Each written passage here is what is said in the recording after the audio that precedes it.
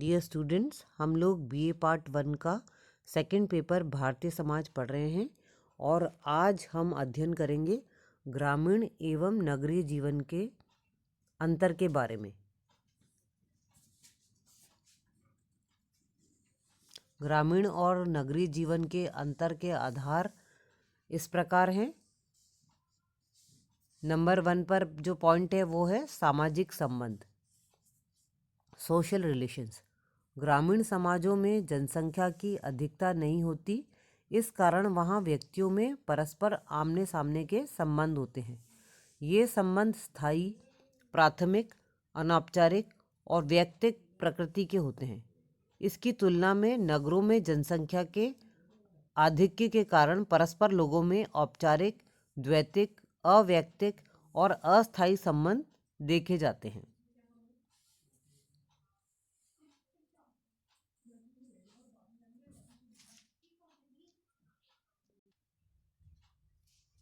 नगरों में वैयक्तिक संबंधों की अपेक्षा अवैयक्तिक संबंधों को अधिक प्रोत्साहन दिया जाता है।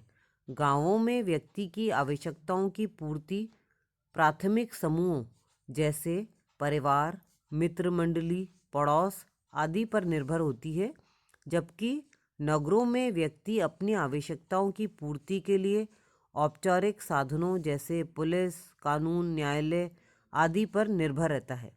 संक्षेप में यह कहा जा सकता है कि जहाँ गांवों में संबंध स्थायी होते हैं, वहीं नगरों में संबंधों का रूप अस्थायी प्रकृति का होता है, जिनसे व्यक्ति के हितों का संपादन होता है। दूसरा पॉइंट है सामाजिक अभिवृत्तियाँ, सोशल एटीट्यूड्स। ग्रामीण और नगरीय अभिवृत्तियों में भी अंतर पाया जाता है। ग्रामीण समुदाय में सामूहिकता की भावना प्रमुख होती है। ग्रामीण जन ईश्वर में अधिक विश्वास करते हैं। परंपराएं, प्रथाएं व धर्म का उनके जीवन में अधिक महत्व है, इसलिए जीवन के प्रति उनका दृष्टिकोण भाग्यवादी अधिक होता है। व्यक्ति के लिए पूरा गांव एक प्राथमिक समूह के रूप में होता है। वे परस्पर सहयोग, सहकार की भावना में विश्वास रखते हैं। इसके विपरीत नगरीय समुदाय की अभिवृत्तियों में आडंबर व कृत्रिमता का प्राधान्य होता है। वे तार्किक, बौद्धिक अधिक होते हैं। प्रगति, प्रौद्योगिकी, वैज्ञानिकता आदि में उनका अधिक विश्वास होता है। प्रथा, रूढ़ियाँ आदि का वे विरोध करते हैं। नगरीय लोगों में व्यक्तिवादिता का आधिक्य होता है, अतः उनमें सामूहिकता की भावना कम होती है। प्रतिस्पर्धा की प्रबलता उन्हें संघर्ष युक्त बना देती है।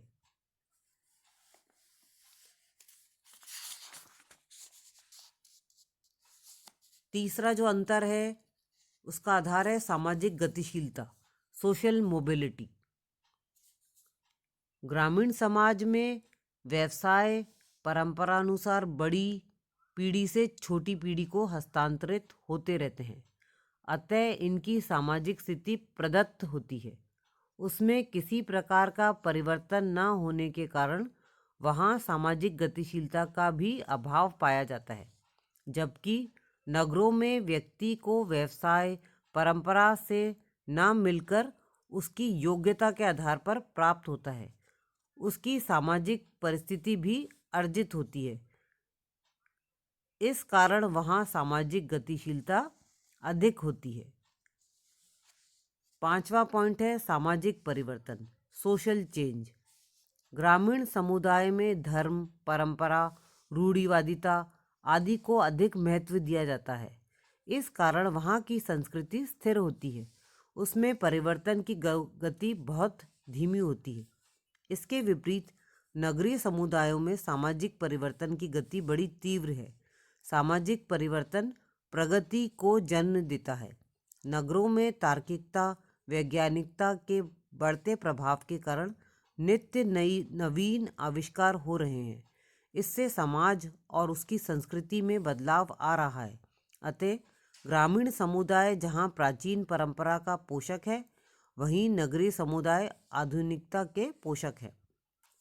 सिक्स्थ पॉइंट है सामाजिक नियंत्रण, सोशल कंट्रोल। ग्रामीण समाज में सामाजिक नियंत्रण के अनौपचारिक और प्राथमिक साधन जैसे परिवार, धर्म, जाति, पड़ोस, प्रथाएं, परंपराएं, रूढ़ियाँ और जनमत आदि होते हैं। सामाजिक तिरस्कार के डर से व्यक्ति इनकी अवहेलना नहीं कर पाता। यहाँ व्यक्ति के आमने सामने के संबंध होते हैं। इसके विपरीत नगरों में पुलिस, कानून, न्यायालय, गुप्तचर विभाग आदि सामाजिक नियंत्रण के औपचारिक और द्वैतिक साधन हैं। 7वां पॉइंट है आर्थिक जीवन, इकोनॉमिक लाइफ। ग्रामीण समुदाय में व्यक्ति कृषि पर ही निर्भर रहता है। उससे केवल उतना ही उत्पादन हो पाता है जितना परिवार के उपयोग के लिए अपेक्षित होता है। अतः वहाँ जीवन स्तर सरल होता है, किसी प्रकार का आर्थिक स्तरीकरण नहीं पाया जाता। इसके विपरीत नगरीय समुदाय में आजीविका के अनेक स्रोत हैं, उनमें विभिन्न प्रतिस्पर्धाएं हैं। उनके जीवन स्तर में ही अनेक विषमताएं पाई जाती हैं।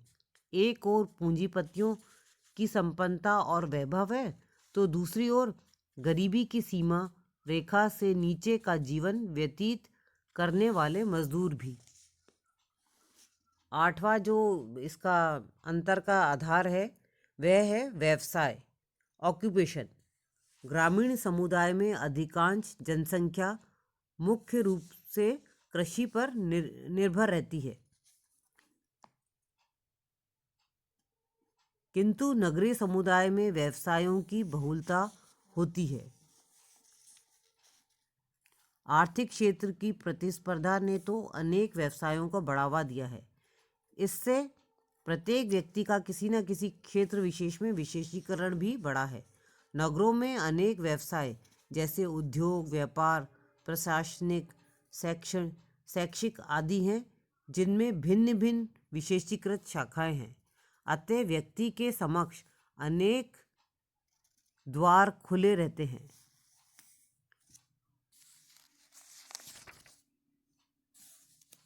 ग्रामीण और नगरीय जीवन के अंतर का एक और आधार है और वो है सामाजिक संगठन, सोशल ऑर्गेनाइजेशन।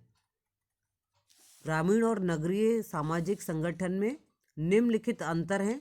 इसके भी जो अंतर के आधार हैं सामाजिक संगठन के, वो हैं परिवार, विवाह, स्त्रियों की स्थिति एवं सामाजिक स्तरीकरण।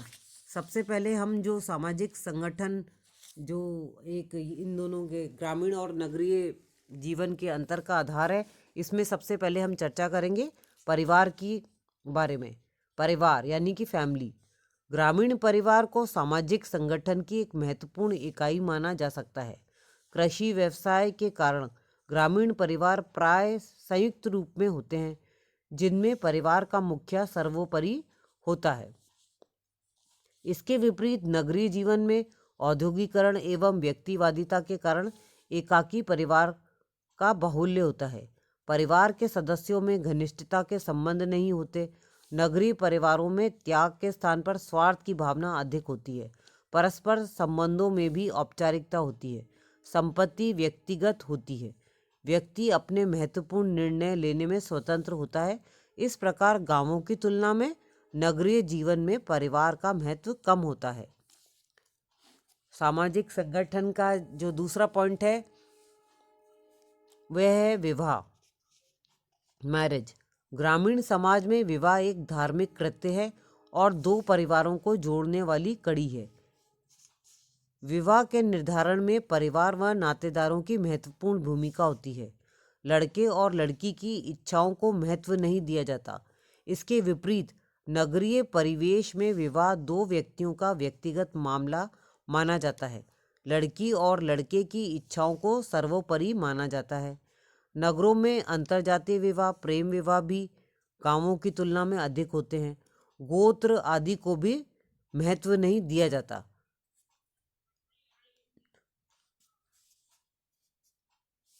और गांवों की तुलना में नगरों में विवाह विच्छेद भी अधिक पाए जाते हैं।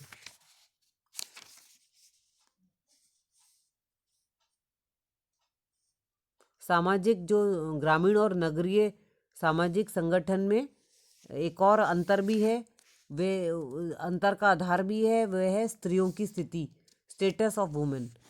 गांवों में स्त्रियां प्राय पढ़ी लिखी नहीं होती और पूर्ण रूपेण पुरुषों पर निर्भर रहती हैं। इस कारण उनकी स्थिति घर परिवार में हीन होती है। घर के कार्यों तक ही उनकी सीमा होती है। परिवार के महत्वपूर्ण कार्यों में उनकी राय नहीं ली जाती। आर्थिक कार्यों में भी उनका दखल नहीं रहता। इसके विपरीत नगरों में शिक्षा का व्यापक प्रचार प्रसार होने से प्राय स्त्रियां पढ़ी लिखी होती हैं। समाज में भी उनकी स्थिति उच्च होती है। आर्थिक क्षेत्र में पुरुषों के समान ही धनार्जन करती हैं। अतः घर परिवार व आर्थिक सभी क्षेत्रों में उनकी स्थिति सुदृढ़। परिवार के महत्वपूर्ण निर्णय लेने में उनकी राय ली जाती है। और सामाजिक संगठन, जो ये ग्रामीण और नगरीय सामाजिक संगठन में जो अंतर है का एक और आधार है, वह है सामाजिक स्तरीकरण, सोशल स्ट्रैटिफिकेशन। गाँव में सामाजिक संरचना जाति व्यवस्था पर आधारित होती है। अतः व्यक्ति की सामाजिक स्थिति का निर्धारण भी जाति के आधार पर होता है। व्यक्ति अपने सामाजिक स्तरीकरण में भी कोई परिवर्तन नहीं कर सकता। इसकी तुलना में नगरों में व्यक्ति की सामाजिक स्थिति उसकी आर्थिक उपलब्धियों द्वारा निर्धारित होती है। यहाँ जाति की अपेक्षा वर्ग व्यवस्था महत्वपूर्ण होती है। नगरों में एक ओर पूंजीपति वर्ग है तो दूसरी ओर मजदूर वर्ग। इससे विषमता उत्पन्न होती है। तो ये तो हो गए ग्रामीण एवं नगरीय जीवन में अंतर, या हम कह सकते हैं ग्रामीण एवं नगरीय समुदाय में अंतर, या गांव एवं नगर में अंतर।